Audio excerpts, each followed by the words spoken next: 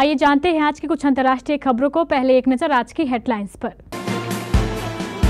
Police का अजब गजब अंदाज, पहले की फूलों की बारिश, फिर दागे आंसू गैस के गोले।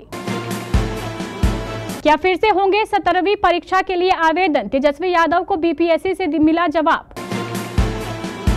बांग्लादेश में हिंदुओं पर जुल्म को लेकर नोएडा गाजियाबाद में प्रोटेस्ट। बंगाल की खाड़ी में मौसमी हलचल तेज, दिल्ली समेत इन राज्यों में बारिश के आसार। मारे गए या चकमा देकर निकले, सीरिया छोड़कर भागे राष्ट्रपति बशर अल असद कहां गायब। डॉलर के खिलाफ नहीं है भारत, ना ही ब्रिक्स करेंसी लाने का प्रस्ताव। व्हाइट हाउस छोड़ने से पहले बाइडेन का बड़ा फैसला, यूक्रेन को $1 अरब की मदद देगा अमेरिका। अचानक हफ्ते भर में इतना सस्ता हुआ सोना, 10 ग्राम 24 कैरेट गोल्ड का अब ये है रेट। देओल फैमिली में धर्मेंद्र के बर्थडे की धूम, पत्नी हेमा मालिनी ने भी लुटाया प्यार। और कमिंग्स ने ट्रेविस हेड की पारी को जमकर सराहा।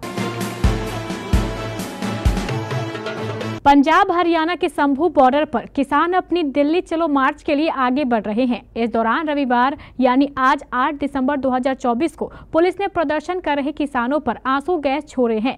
इससे पहले पुलिस ने किसानों पर फूल की बारिश की थी। इस बीच किसान नेता सरवन सिंह पंधेर ने कहा है कि आज जत्था वापस लेने का फैसला किया गया है और मीटिंग के बाद आगे का कार्यक्रम बताया जाएगा। उन्होंने यह भी आरोप लगाया है कि फूलों की पंखुड़ियों की बारिश के 2 मिनट बाद ही पुलिस ने गोले फेंके, जिसे भोले भाले किसानों को ट्रैप में फंसाकर हमला किया गया। इस घटना में 8 से 9 किसान घायल हुए हैं, जिन्हें पीजीआई में भर्ती कराया गया है। बिहार के नेता प्रतिपक्ष और पूर्व डिप्टी सीएम तेजस्वी यादव ने बिहार लोक सेवा आयोग का सर्वर फेल होने के चलते फॉर्म भरने से वंचित रह जाने वाले प्रतियोगी छात्रों को फिर से मौका दिए जाने की मांग की थी। अब इस पर आयोग ने सफाई दी है। आयोग ने तेजस्वी यादव के आरोपों को इशारों में तथ्यहीन बताया है। बिहार लोक सेवा आयोग के एक नोटिस जारी करके कहा है, विभिन्न सूत्रों से सूचना प्राप्त हो रही है कि 13 दिसंबर को प्रस्तावित एकीकृत 17वीं संयुक्त प्रतियोगिता परीक्षा के लिए बड़ी संख्या में अभ्यर्थी सर्वर में खामी की वजह से आवेदन नहीं कर सके थे। इसलिए एप्लीकेशन विंडो एक बार फिर से ओपन की जाए, लेकिन यह बात निराधार है। आयोग ने कहा है कि सर्वर में खामी की वजह से अभ्यर्थियों के आवेदन न कर पाने की बात बेबुनियाद है। बीपीएससी 17वीं परीक्षा के लिए आवेदन 28 दिसंबर 2024 से 18 अक्टूबर 2024 तक मांगे गए थे। इसके बाद अभ्यर्थियों के हित को ध्यान में रखते हुए ऑनलाइन आवेदन की अंतिम तिथि 11 नवंबर 2024 तक बढ़ाई गई थी।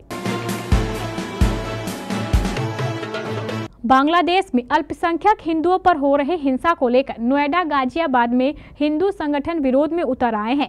नोएडा में यह विरोध प्रदर्शन सेक्टर 33 इस्कॉन टेम्पल के पीछे ग्राउंड में चल रहा है। विरोध प्रदर्शन में शामिल होने सांसद महेश शर्मा भी पहुंच गए हैं। विरोध प्रदर्शन में हिंदू संगठनों के सीनियर नेता भी मौजूद है।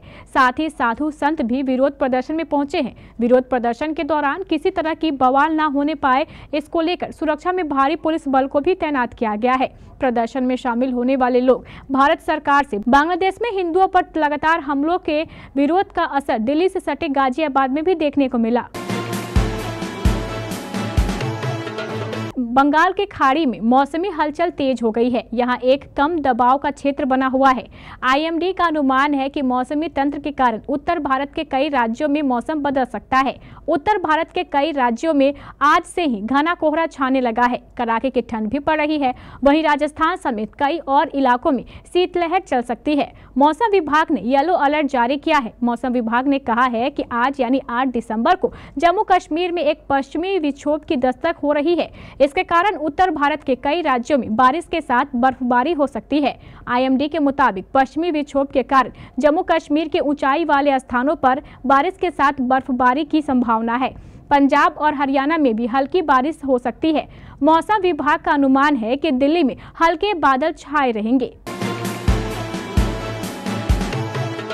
सीरिया के राष्ट्रपति बशर अल असद को लेकर कई तरह की अटकलें लगाई जा रही हैं। ऐसी खबरें सामने आई है कि दमिश्क से भागने की कोशिश के दौरान जिस विमान में वह सवार थे वह क्रैश हो गया या विद्रोहियों द्वारा मार गिराया गया। ओपन सोर्स डेटा ट्रैकर के मुताबिक दमिश्क हवाई अड्डे से एक सीनियर एयर फ्लाइट ने उड़ान भरी। ये विमान IT-761 मॉडल का था और शुरू में सीरिया के तटीय क्षेत्र की ओर जा रहा था। हालांकि उड़ान के दौरान विमान ने अचानक अपनी दिशा बदल दी और विपरीत दिशा में कुछ मिनटों तक उड़ान भरने के बाद रडार से गायब हो गया। विमान की लास्ट लोकेशन होम्स शहर के पास थी, जो विद्रोहियों के कब्जे वाले क्षेत्र में स्थित है।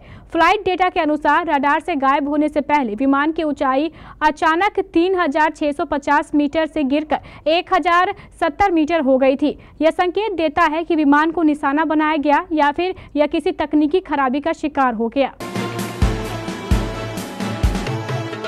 विदेश मंत्री एस जयशंकर ने अमेरिका के होने वाले अगले राष्ट्रपति डोनाल्ड ट्रंप की अपील पर प्रतिक्रिया दी है। ट्रंप की अपील थी कि ब्रिक्स के सभी देश उनके सामने यह सुनिश्चित करें कि वे डॉलर के खिलाफ कोई नई करेंसी नहीं बनाएंगे और किसी ऐसी करेंसी का समर्थन भी नहीं करेंगे।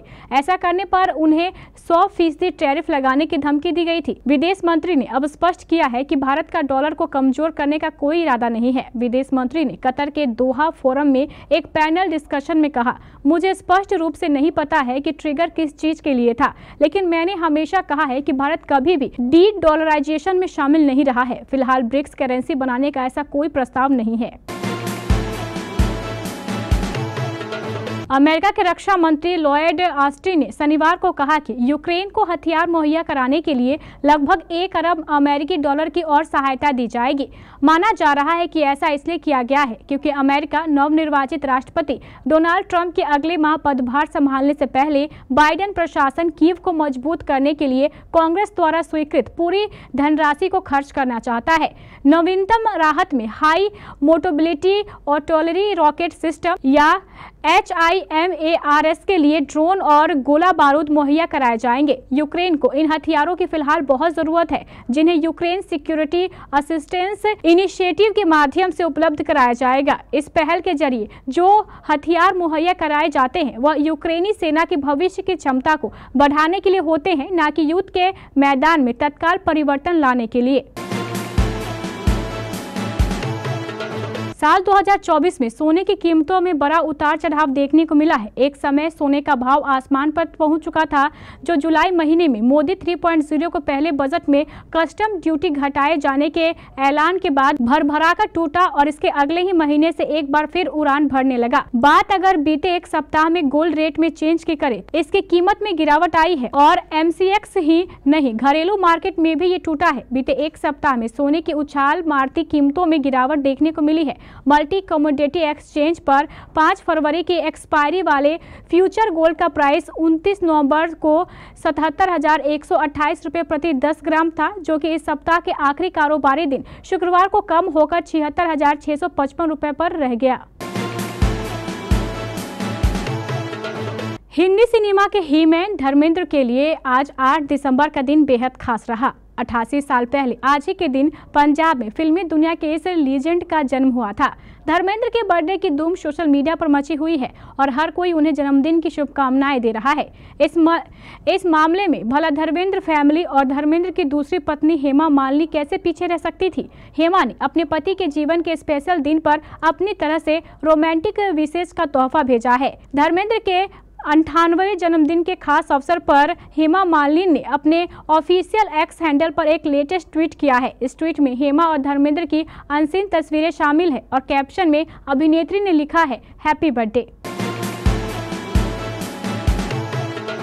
ऑस्ट्रेलिया के कप्तान पैट कमिंग्स ने भारत के खिलाफ एडिलेड टेस्ट में शानदार प्रदर्शन के लिए ट्रेविस हेड की सराहना की है। कमिंग्स ने हेड के 140 रन की पारी को जीत का श्रेय दिया है। भारत ने ऑस्ट्रेलिया को पर्थ टेस्ट में 295 रनों से हराया था, लेकिन पिंक बॉल टेस्ट मैच में वापसी करते हुए 10 विकेट से जीत दर्ज की और 5 मैचों की सीरीज में 1-1 की बराबरी हासिल कर ली।